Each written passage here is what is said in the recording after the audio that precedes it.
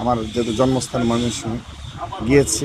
হ্যাঁ, বিপুল সংখ্যক নেতাকর্মী উপস্থিত ছিল এবং ঈদ উদযাপন আরও দ্বিগুণ হয়েছে। দেশনেত্রী বেগম খালেদা জিয়ার সাথে সৌজন্য সাক্ষাৎ করা সৌভাগ্য হয়েছে। এটা কোনো দলীয় ব্যানারে হচ্ছে না, কিংবা এখানে কোনো রাজনৈতিক দলকে প্রমোট করা হবে না, কিংবা কোনো মতাদর্শকে প্রমোট করা হবে না। অবশ্যই ভালো কেটেছে, আলহামদুলিল্লাহ। আমাদের ছাত্রদলের নেতাকর্মীদের সকলের ঈদ অনেক ভালো কেটেছে।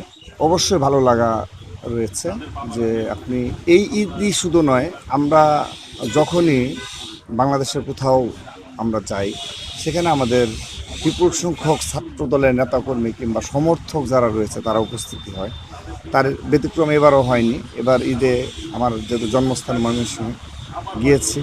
হ্যাঁ, বিপুল সংখ্যক নেতাকর্মী উপস্থিত ছিল এবং ঈদ উদযাপন আরও দ্বিগুণ হয়েছে। শুভেচ্ছা বিনিময় করেছে। যদি ঈদের নামাজ পড়েছি আমি বাইতুল মোকাররমে এবং শহীদ রাষ্ট্রপতি জিয়া রহমানের আমরা মাজার জিয়ারত করেছি। তারপর আমাদের বিশিষ্ট ক্রীড়ারণ্যকি আরাফাত রহমান কুকুবায়ের মাজার জিয়ারত করেছি। তারপর আরও কিছু আনুষ্ঠানিকতা ছিল এবং সন্ধ্যার পরে আমরা দেশনেত্রী বেগম খালেদা জিয়ার সাথে সৌজন্য সাক্ষাৎ করা সৌভাগ্য হয়েছে এবং ভারপ্রাপ্ত চেয়ারম্যান জনাব তারেক রহমানের সাথেও আমরা স্কাইপিতে তাকে সালাম দিয়েছি। তারপরের দিন বাড়ি গিয়েছি এবং বিপুল সংখ্যক নেতাকর্মী উপস্থিত ছিল।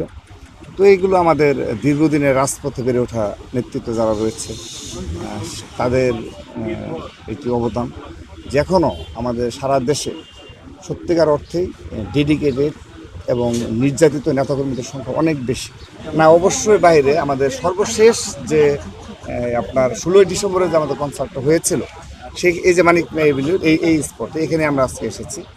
তো এই মানিক মিয়া এভিনিউতে সেই কনসার্টে তো সত্যিকার অর্থে লক্ষ লক্ষ সাধারণ দর্শক উপভোগ করেছে। তো আমরা সেদিনই ঘোষণা দিয়েছিলাম যে 26শে মার্চ মহান স্বাধীনতা দিবস উপলক্ষে আমরা কনসার্ট আয়োজন করব। তো সেই আলোকেই সবার আগে বাংলাদেশ ফাউন্ডেশনের উদ্যোগে সেই কনসার্টটি আয়োজন করা হয়েছিল। এবারও সবার আগে বাংলাদেশ ফাউন্ডেশনের উদ্যোগে কনসার্ট আয়োজন করা হচ্ছে। সেখানে আমরা সদস্য রয়েছি সবার আগে বাংলাদেশ ফাউন্ডেশনের। তো সেই সদস্য হিসাবে আমাদের বেশ দায়িত্ব রয়েছে, আমরা সেই দায়িত্ব পালন করছি। তো এখানে উল্লেখযোগ্য দিক সেটি হলো যে এটা কোনো দলীয় ব্যানারে হচ্ছে না, কিংবা এখানে কোনো রাজনৈতিক দলকে প্রমোট করা হবে না, কিংবা কোনো মতাদর্শকে প্রমোট করা হবে না। এখানে শুধুমাত্র সবাইকে সম্পৃক্ত করা একটা প্রয়াস। যেহেতু সাংস্কৃতিক অঙ্গনে আমাদের বেশ কিছু দুর্বলতা রয়েছে, এটির মূল কারণ হলো প্রতিবেশী রাষ্ট্রের যে সাংস্কৃতিক আগ্রাসন, এটি হলো মুখ্য কারণ।